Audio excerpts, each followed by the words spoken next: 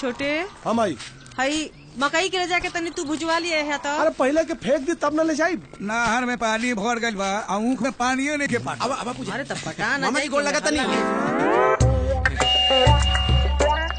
प्रणाम भैया। लड़की के अरे ई पूजा हम मामा जी हमरा संगे शहर के कॉलेज में पढ़त रहलिया। अच्छा अच्छा। ई एक गांव में लोग के दारू छुड़ावे के जानकारी देवे खातिर आयल बाड़ी। अच्छा बहुत बढ़िया बात। दरअसल में बात ये है मामा जी कि एकरा खातिर इनका ये गांव में कुछ दिन रहे के पड़ी। अब ई तय हुआ केहू के जानत नहीं की मामा जी, तो हम कहनी है कि चला कुछ दिन मामा की यहाँ ही रह जी। ठीक कहनी ना मामा जी? भैया ठीक कहनी है।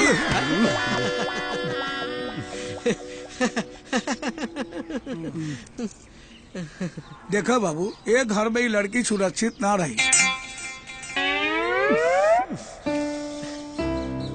लेकिन मामा जी अब हम कहाँ लेके जाए? मतलब हम का जानी तू कहाँ लेके जेबा भाई? है?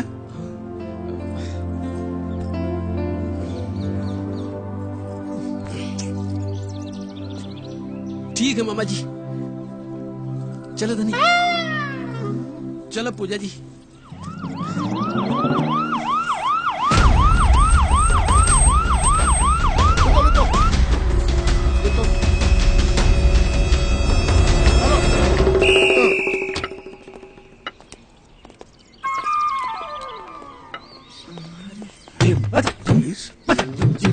सत्यनारायण तो नहीं दी। हे बाबू, ये चाइनीज भाषा काहे बोला तनी? बोले के बाद हिंदी बोली न तो भोजपुरी में बोली। तो हम चाइनीज बोला था नहीं दरोगा साहब, पूछे तारे मामा जी की सत्यनारायण क्या है? हम बनी। अच्छा तताक है। ये तो बात बताइए, नोटबंदी में 500 और 1000 रुपया थे, कितना ताला धन जमा किए हैं दी?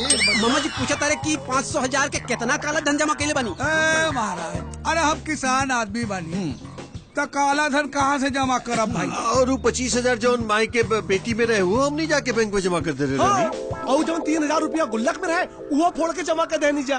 अच्छा यदि ये लोग ऐसे नहीं मानेगा, ये बुलाओते उठाओ और ले करो दल में। ऐसे कैसे गिरफ्तार कर लीजिएगा महाराज? ऐसे तैथे गिरफ्तार कर लेंगे। ये बुलाओ तो थोलो, ये दोनों बुलाओ तो उठा ले चलो। न हट, ले जाइए, नहीं को ले जाइए। फिर नहीं के ले जाए। कैसे औलाद भरे बाप।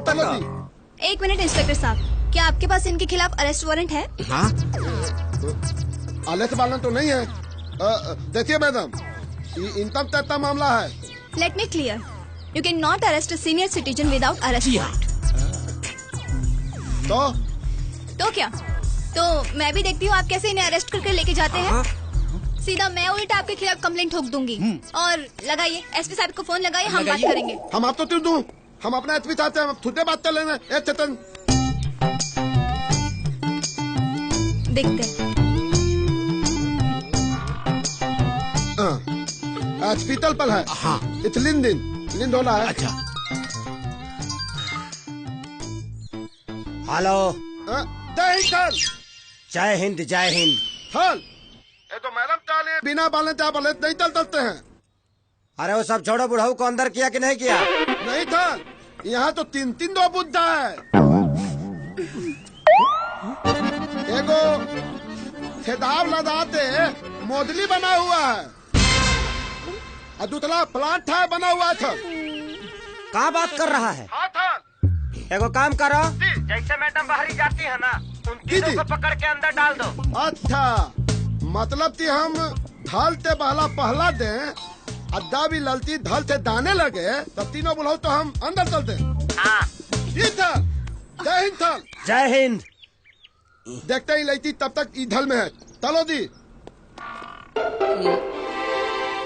अच्छा ठीक बा मामा जी, हम चला तनी। प्रणाम। चलो पूजा। ए बेटी, रुक जा बेटी, खतरा तो बाई घर में, बाकी हम एगो चौकीदार बन के तुहार रक्षा करो। चलो बिटिया, संभाल रे। चलो बिटिया, बैठ जाओ। रहू तो हम दोनों के निकल लगे कौन तो के ढेर दिन रह के भाई है।